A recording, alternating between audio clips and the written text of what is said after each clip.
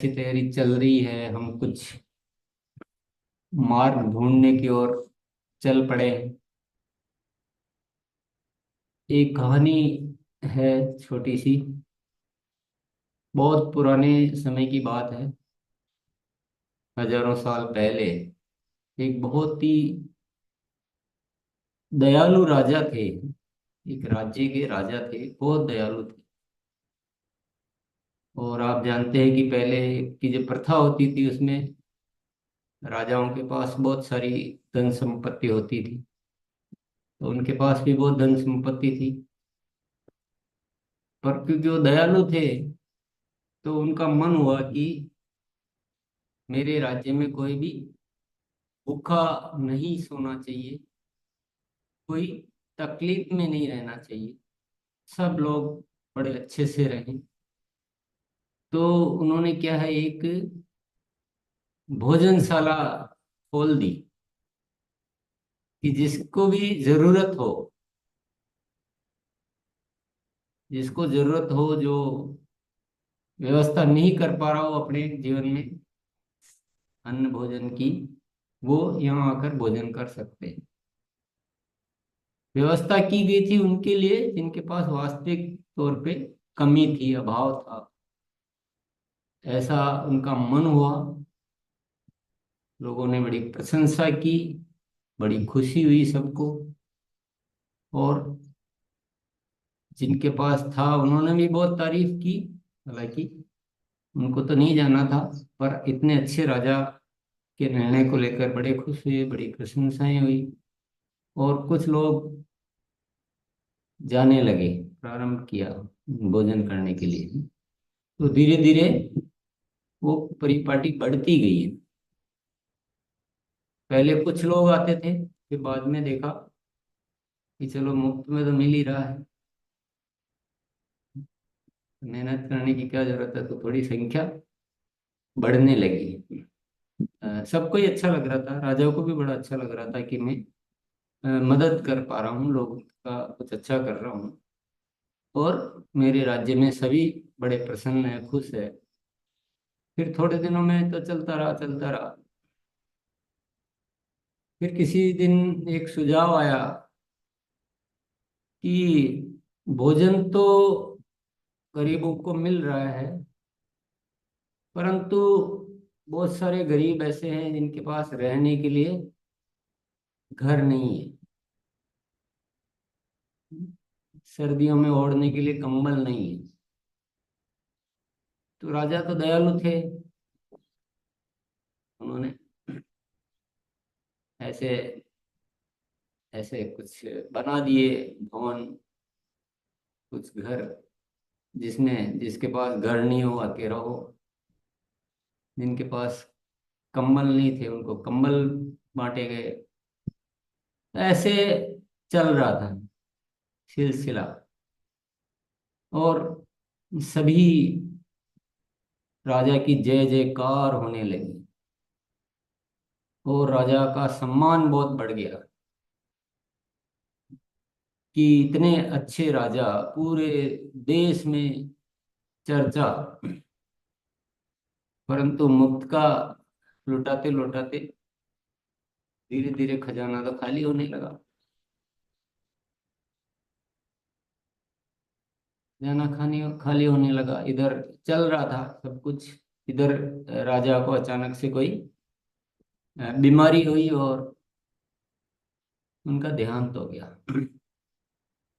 और जैसा एक सिस्टम होता है, राजा का पुत्र था, जवान, 20-25 साल की उम्र का, उसको राजगद्दी मिल गई।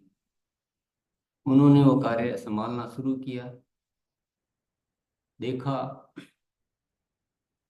कि सब कुछ बहुत अच्छा तो चल रहा है, पर राज्य का खजाना जो है पूरा खाली हो गया। जो पहले अकूत खजाना हुआ करता था, बहुत धन संपत्ति रहती थी राजा के पास, पर अभी तो बिल्कुल खाली है और खाली होता जा रहा है। और उसने अपने मंत्री गणों से हिसाब लगवाया कि अगर इसी तरह से ये जो खर्चा है ये तो चलता रहा और इनकम तो जो है जो ही है, तो आने वाले समय में क्या होगा।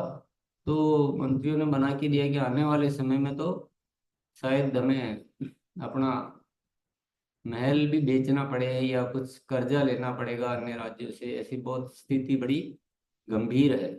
और लोग जो है वो बढ़ते जा रहे हैं, मुफ्त में खाने वाले और मुफ्त में रहने वाले। उधर तो लोग बढ़ते जा रहे हैं, इधर खजाना खाली होता जा रहा है। स्थिति बड़ी गंभीर है। तो क्या किया जाए, क्या उपाय किया जाए? तो क्या क्यों हुआ ऐसा? जब इतना अच्छा सब कुछ था तो ऐसा क्यों हुआ? तो थोड़ा रिसर्च करके आओ, थोड़ा विश्लेषण करके लाओ, ये रिपोर्ट लाओ मेरे सामने कि ऐसा ये सब कुछ क्यों हो गया। जब इतना अच्छा राज्य था, इतना धन संपत्ति था, सब कुछ ठीक था, ऐसा क्यों हुआ? और मेरे तो पिताजी इतने, जिसकी पूरे देश में जो है जय जयकार हो रही है, इतने अच्छे, जिसका सब गुणगान कर रहे हैं, फिर ये क्या हुआ? तो सर्वे किया गया, रिसर्च किया गया, एनालिसिस किया गया, तो रिपोर्ट बन के आई कि लोगों में जो है वो मुफ्त में खाने की इतनी आदत बढ़ गई कि लोग राज्य में जो है वो काम करने का प्रैक्टिस ही छूट गया और आलसी हो गए ना। राज्य में आलसी लोगों की भरमार हो गई, मांगने की भरमार हो गई है। और सब वो ऐसा एक तो आउटपुट जो है, उत्पादकता बहुत कम हो गई राज्य की। और बहुत सारे जो है कृषि क्षेत्र खाली पड़े हुए हैं, पर वो खेती कौन करे, चलो जब मुफ्त में मिल रहा तो एक बहुत गलत कल्चर डेवलप हो चुका है, लोग समझ नहीं पा रहे हैं। और ये अंदर ही अंदर जो है देश खोखला होता जा रहा है। तो राजकुमार जो राजा बन गया था, उसको लगा कि अब क्या करना चाहिए। तो बोले ये जो मुफ्त खोरी है जो है ना, ये बंद कर देनी चाहिए। ये तो सबको घोषणा कर दी गई भी, आप ये 1 महीने के भीतर भीतर आप सब अपनी व्यवस्थाएं कर लीजिए, ये आगे अभी चलने वाला नहीं है। राज्य में अब खजाना नहीं बचा है तो ये नहीं चल पाएगा। तो घोषणा कर दी गई कि 1 महीने बाद सब ये बंद होगा। तो आप अपना अपना जो भी व्यवस्था है वो कीजिए। क्या हुआ? विद्रोह हो गया बहुत बड़ा। पूरे राज्य की जनता जो है वो हड़ताल पर उतर गई। पूरा सेना और उनके आपस में जो है वो युद्ध जैसा छिड़ गया। वो आके किले पर आक्रमण, मतलब एक वो इकट्ठे हो रहे हैं, वो हाय हाय कर रहे हैं वो राजा कि हाय हाय कितना खराब है, ये है वगैरह। तो क्या किया जाए? कुछ समाधान नहीं निकल, बहुत दिनों तक चलता रहा। समझाया गया कि आपके भले के लिए, ये जो जिस तरह से चल रहा है, तो हम बर्बाद तो हो ही चुके हैं, पूरे बर्बाद हो जाएंगे, कहीं के नहीं रहेंगे, इसके लिए किया गया। पर किसी को समझ में नहीं आया। क्योंकि मुफ्त में खाने की जब आदत पड़ जाती है इंसान को, तो उसको कुछ समझ में नहीं आता है, उसकी दुर्गति निश्चित है। पर किसी को समझ में नहीं आ रहा था, विद्रोह बढ़ता जा रहा था। और अल्टीमेटली ये हुआ कि वो जो राजा था वो भी थक गया, हार गया। वो देखा ये कौन सा जीवन है मेरा, तो ऐसे ही ठीक था, मेरे को नहीं चाहिए ऐसा राज्य वाज्य। तो उसने वो इस्तीफा दे दिया कि मुझे रहना ही नहीं है। और इस्तीफा दे दिया तो वो जो विद्रोह करने पब्लिक आई थी, उनमें से एक लीडर है जो उसको राजा बना दिया गया।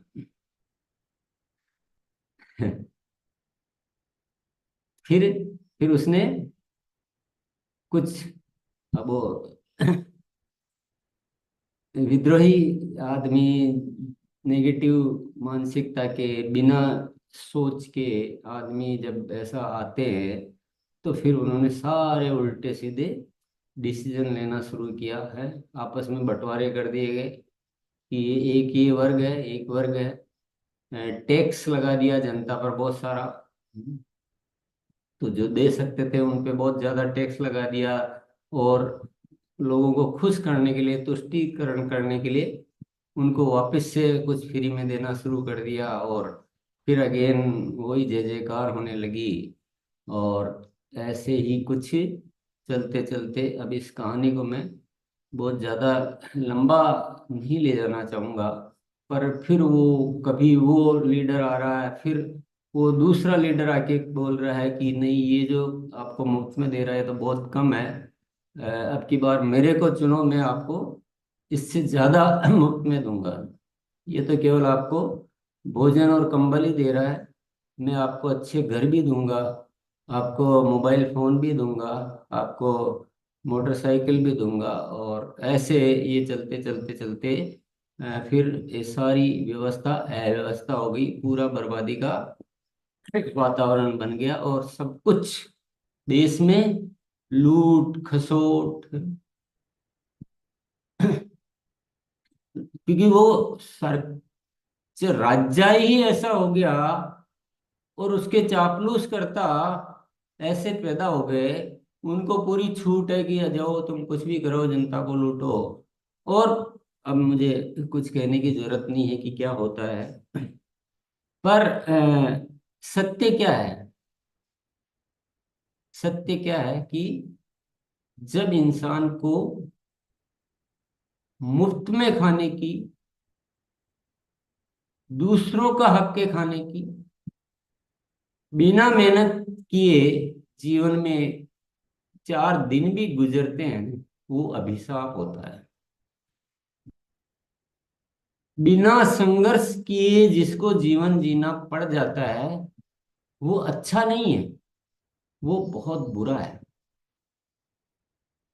तो हमारा जो एक मेंटल जो सोच है, जो मानसिकता है, उतनी विकृत हो जाती है कि हमारे को अच्छा बुरा कुछ समझ में आता ही नहीं। तो वो अंदर जो एक जो मन है ना, वो चोरी का मन आ जाता है, वास्तविक मन नहीं रहता। इंसान इंसान रहता ही नहीं है। और वही जो इस राज्य में हुआ कि राजा ने, तो दयालु राजा था, अच्छा कुछ समझ के किया, पर उसने अच्छा कुछ किया नहीं हकीकत। जिसको दुनिया अच्छा समझ रही थी वो अच्छा था नहीं, जिसको वह अच्छा समझ रहा था वह अच्छा था नहीं। ये बहुत बुरा था। हमारे साथ भी यही हो रहा है। इस देश का दुर्गति जो है ना, देश की दुर्गति का कारण यही है कि हमारे साथ खेल खेला जा रहा है और हम समझ ही नहीं पा रहे हैं।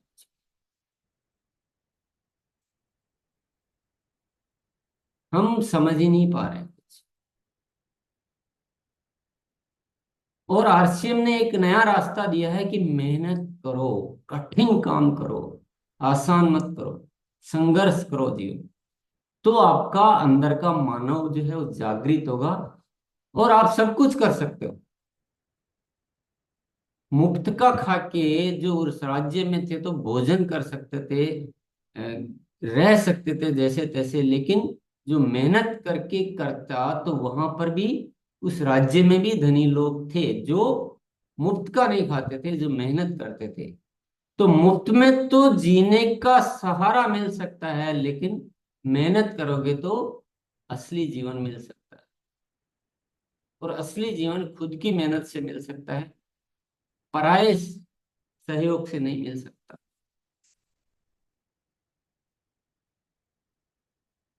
तो आरसीएम क्यों है? आरसीएम इसलिए है कि हम मेहनत करना सीखें,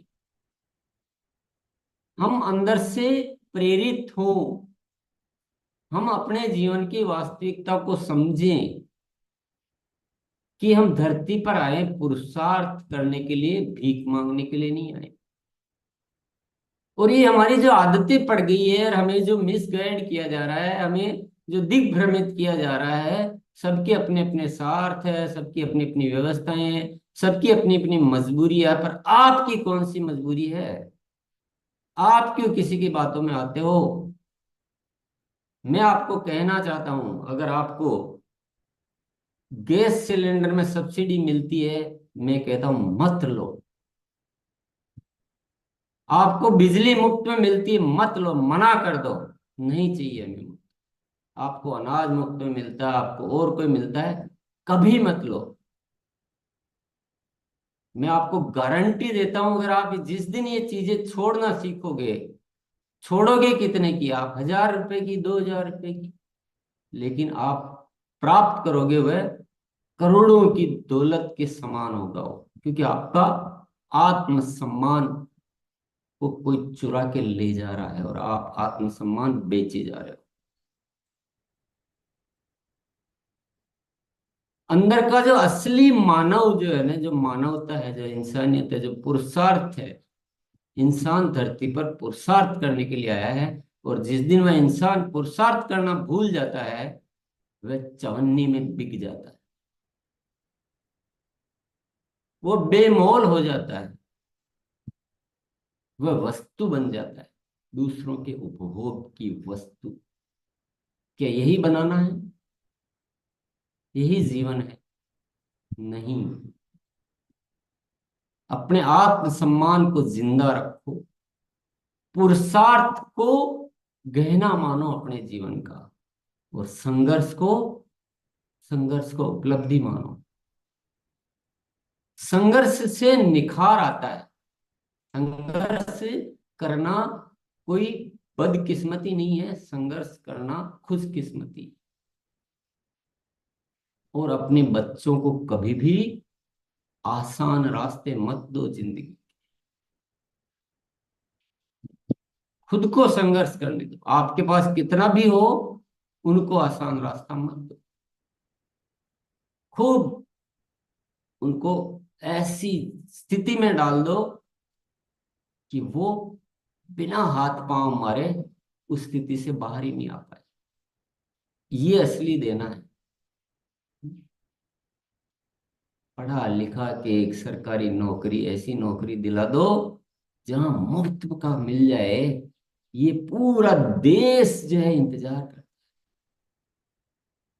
कि करना ना पड़े, बस बैठे बैठे खाने को मिल जाए और रिश्वत मिल जाए और जीवन चल जाए। ये क्या आकांक्षा है? ये कौन सी तमन्ना लेके इस धरती पर इंसान जी रहा है? जरा ख्याल कीजिए, जरा अपने जमीर को जागृत कीजिए। अगर आप दो भाई हो, चार भाई हो, और आपको पिता की पैतृक धन संपत्ति में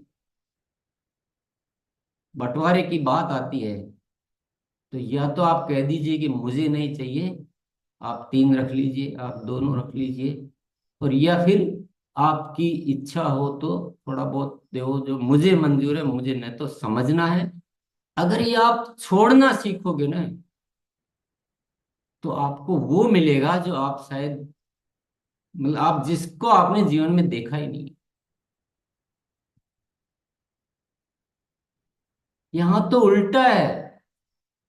यहाँ भाई का भाई बराबर भी हो रहा है, तो उसको लग रहा है कि मेरा, बोले मैं बड़ा हूं, मैंने मेहनत ज्यादा की है, मैंने तो कमाया है, तो मुझे ज्यादा हिस्सा मिलना चाहिए। कोई किस लिए लड़ रहा है, कोई किस लिए लड़ रहा है, बोले मुझे वो मकान चाहिए। अरे पूरे देश में करोड़ों मुकदमे जो है भाइयों की लड़ाई के चल रहे हैं।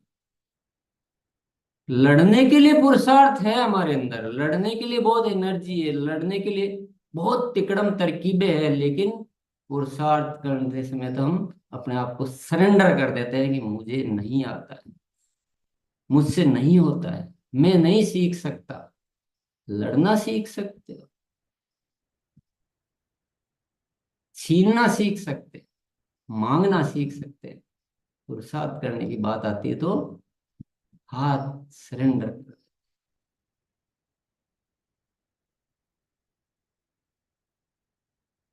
अगर आप तह में जाओगे ना, जिंदगी की तह में, तो आपको समझ में आ जाएगा कि बाहर की दुनिया में हमें गलत के अलावा कुछ मिलता ही नहीं।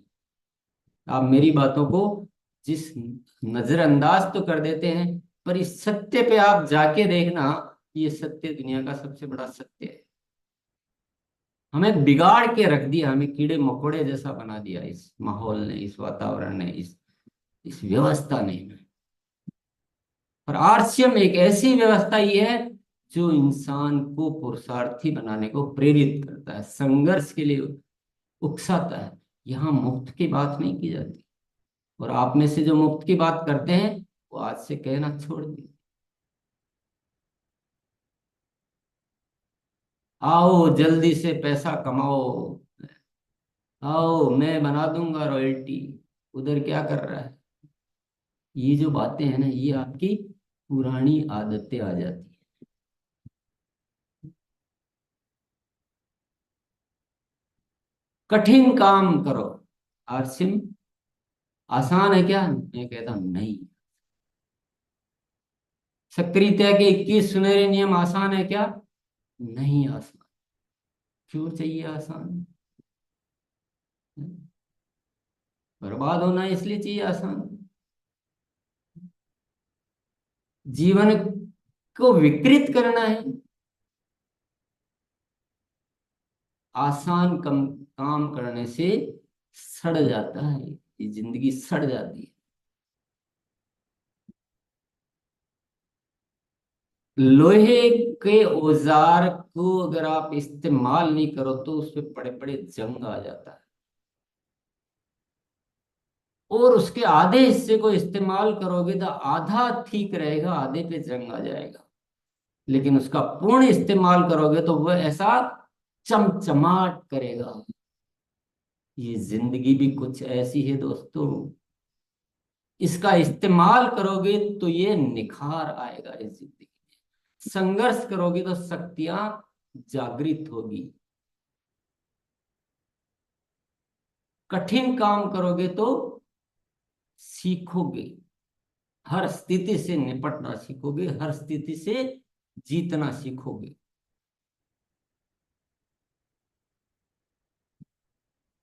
तो वास्तविकता क्या है? सत्य बहुत कड़वा होता है।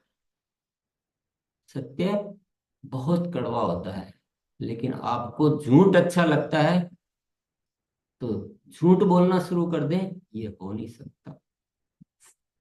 सत्य का पुजारी दूसरों को खुश किसमें मिलती है, उसकी तारीफ किसमें होती है, वह चिंता नहीं करता है। सत्य का पुजारी सत्य ही बोलता है, दुनिया माने न माने, दुनिया सुने न सुने, सत्य सत्य है। और मैं जो बोल रहा हूं, इस सत्य में कोई माई का लाल इनकार नहीं कर सकता। और जो भी इस देश में व्यवस्था चल रही है, जिनको हम अपने कर्णधार मान रहे हैं, जिनकी पूजाएं करते हैं, जिनको हम हीरो मानते हैं, वो किसी न किसी व्यवस्था से मजबूर है। उनको वैसा ही करना पड़ता है, पर आरसीएम मजबूर नहीं है। आरसीएम एक स्वतंत्र व्यवस्था है जो एक सत्य को लेकर आपके सामने पेश हुई है। पर मैं निरंतर ऑब्जर्व कर रहा हूं कि हम उस जिस दलदल में फंस चुके हैं, जो कमजोरियां हमने अपना ली है, उन कमजोरियों से हम निकल नहीं पा रहे। उन कमजोरियों से हम निकल नहीं पा रहे। गुरुकुल की व्यवस्था दी एक सत्य के साथ जीने का एक वातावरण बने। आप प्रतिदिन उस सत्य के साथ जिए, और वो जो पुरानी जो गलत धारणाएं, जो गलत तरीके जो हमने अपना लिए, उससे धीरे धीरे मुक्ति मिले। इसके लिए गुरुकुल की स्थापना हुई। लेकिन इतने आलस, इतने बहाने, इतनी कमजोरियां, और इतने शॉर्टकट रास्ते, इतने स्वार्थ, इतने लालच, इतनी गलत फहमियां भरी पड़ी है कि इस जो हमारे जीवन में एक जो उदय हुआ है सूर्य का, उसको समझ ही नहीं पा रही दुनिया। आप गुरुकुल को ऐसे मानते हो जैसे कोई एक सामान्य सेमिनार है, आए तो चलेगा, नहीं आए तो चल जाएगा। ये एक अद्भुत सूरज का उदय है हमारे जीवन में। इसको अगर आप मिस कर रहे हो तो आप क्या मिस कर रहे हो, इसका आकलन कीजिए आप। ये सत्य बताने वाला आपको मिलेगा नहीं कोई। हर इंसान जब बोलता है तो उसका एक ऑब्जेक्ट रहता है, एक उद्देश्य रहता है कि मेरे को तारीफ कैसे मिल सकती है। लेकिन मैं तो यहाँ तारीफ करता ही नहीं कभी किसी। मैं तो डांटता हूँ, मैं तो गलती पर टोकता हूँ।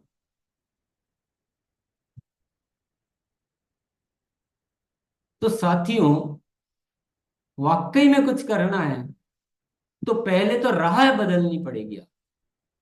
आप गलत राहों पे, गलत सोच के साथ, गलत तरीकों से, गलत आदतों से और बहानों से जिंदगी को चलाते रहेंगे तो आपके सामने ये सत्य की जो राह है ना, ये यूं ही गुजर जाएगी। और हम यूं ही देखते रह जाएंगे, वही बर्बादी के मंजर यूं ही चलते रहेंगे।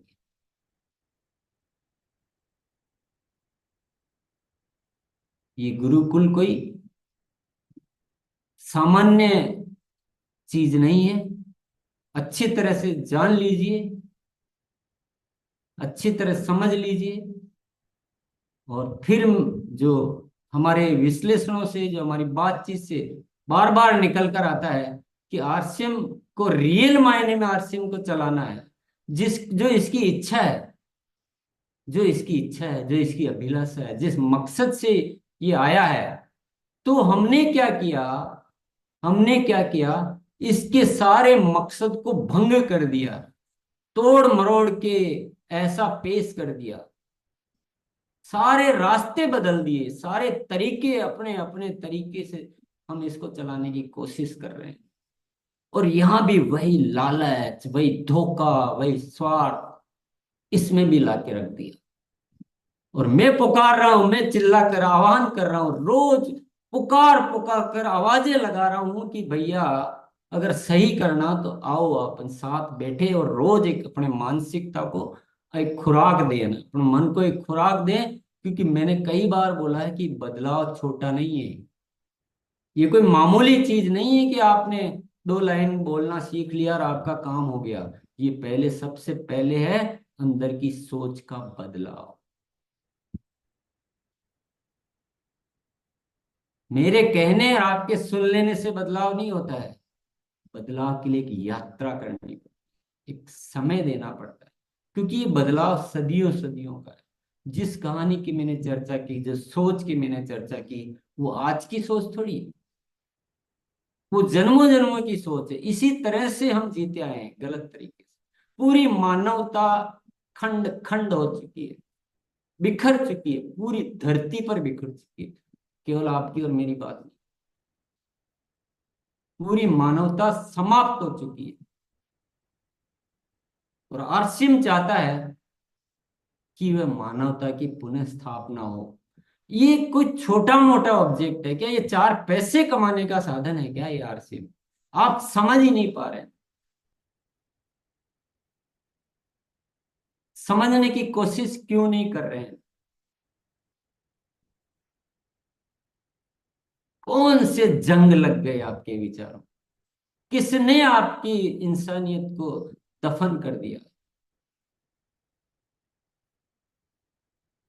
फिर भी उन्हीं की सुने जा रहे हैं, उन्हीं के गुणगान कर रहे हैं।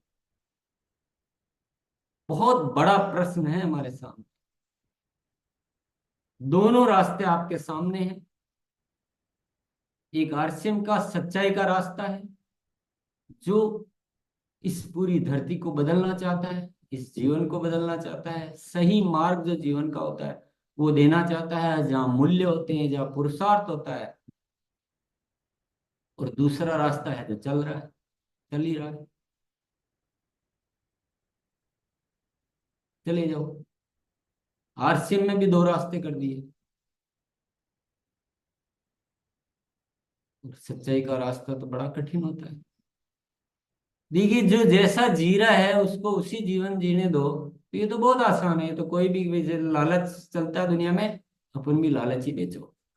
इट इज वेरी इजी, बहुत सिंपल है।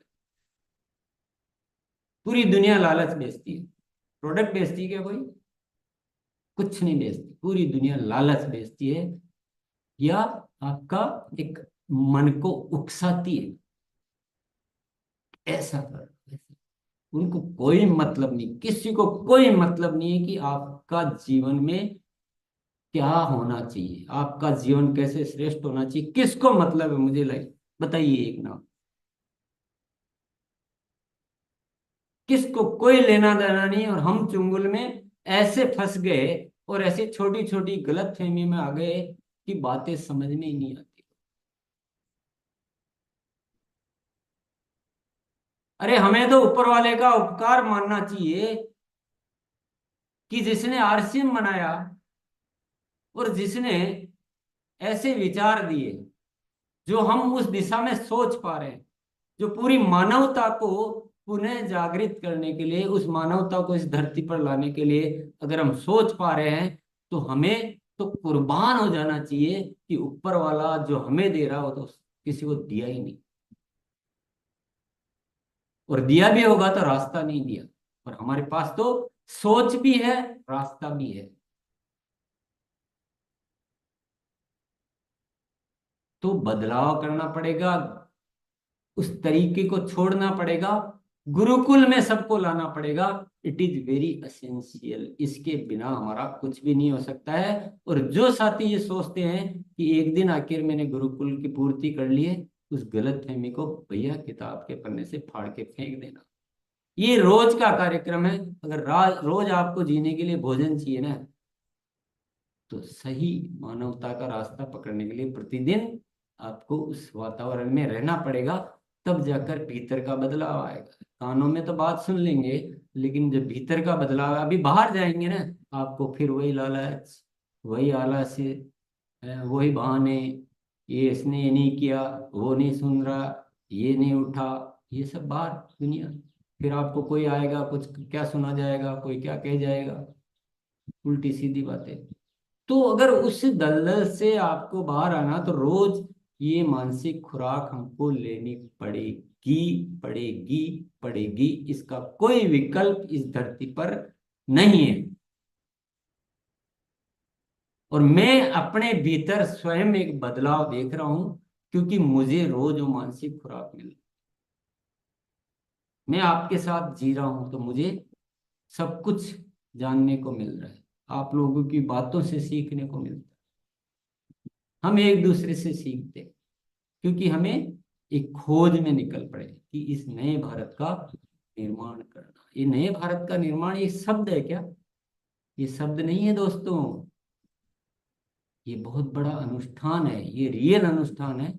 और ईश्वर की मेरे ऊपर कृपा है कि मैं शब्दों को अंदर से जीता हूं। और जिस दिन ये जो भावनाएं, और जिस दिन ये पुरुषार्थ, और ये मेहनत और संघर्ष, और ये सब जो जीवन की असली वास्तविकताएं जब आने लग जाएगी आरसीएम के साथियों में, तो निश्चित तौर पे नए भारत का निर्माण होगा। लेकिन अभी जो हो रहा है, it is very very painful. ये दर्द है। अभी जो हो रहा है वो खुशी की कोई बात नहीं, तारीफ का कुछ नहीं हो रहा। सब मिसगाइडेड है, भटके हुए हमसे। आपको सत्य अभी पता ही नहीं चल रहा, समझ में ही नहीं आ रहा। बहुत सारे साथियों को बोलते हैं, उनको समझ ही नहीं है, उनकी समझ इतनी भरी पड़ी है। इस सदियों सदियों से चल रहा, तो समझ हमारी क्या भर जाती, भर इतनी भर जाती, एक शब्द नहीं बदल पा रही। और बदल नहीं पा रहे ये बात नहीं है, उनको लगता है बदलने की जरूरत ही नहीं। बदलना कोई बहुत बड़ी बात नहीं, बहुत छोटी सी बात है। लेकिन सब हम होशियार हैं, टीसी तो पागल है, कुछ समझ में आता नहीं इनको, कुछ भी बोलते रहते हैं। ऐसे कोई चलता है क्या दुनिया? लालच के बिना कोई आता है क्या आरसी? सबकी अपनी अपनी सोच, अपने अपने तरीके, और इस आरसीएम को बना के रख दिया कबाड़े की दुकान। आप गलत करोगे तो मैं तारीफ तो नहीं करूंगा, ये उम्मीद करना मत, ये उम्मीद करना भी मत। क्योंकि मैं निकला हूं एक बहुत बड़े अभियान के लिए। और मैं साफ साफ बोलता हूं, किसको कब समझ में आएगी, आएगी कि न आएगी, मैं उससे विचलित होने वाला नहीं हूं। मैं मेरे अभियान के प्रति 100% टू 100% पूरी तरह से समर्पित हूं। और मैं जिस रास्ते निकल पड़ा हूं, मैं उसकी खोज में लगा रहूंगा। अगर आप साथ दोगे तो ये काम जल्दी होगा, और आप मुझसे और संघर्ष कराना चाहोगे, मुझे मंजूर है, मुझे कोई आपत्ति नहीं। मैं मेरे काम में पूरी तरह से कुर्बान हूं। मुझे ऊपर वाले का आदेश है, मुझे ऊपर वाले की आज्ञा है। मैं और किसी की आज्ञा या कोई विचार सुनने वाला नहीं। It is very clear. और जब तक आप अपने उद्देश्य के प्रति 100% समर्पित नहीं होंगे तो आप उस तरह से भटकते रहोगे, जैसे मैं बहुत सारे साथियों को भटकते हुए देख रहा हूं। यहाँ आएंगे यहाँ की सुन लेंगे, वहां जाएंगे वहां की सुन लेंगे, वहां जाएंगे वहां की सुन लेंगे, और ऐसे खींचड़ी बना के विचारों की और चल रहे हैं। कोई रास्ता ही क्लियर नहीं कर पा रहे कि किधर बढ़ना, क्या करना।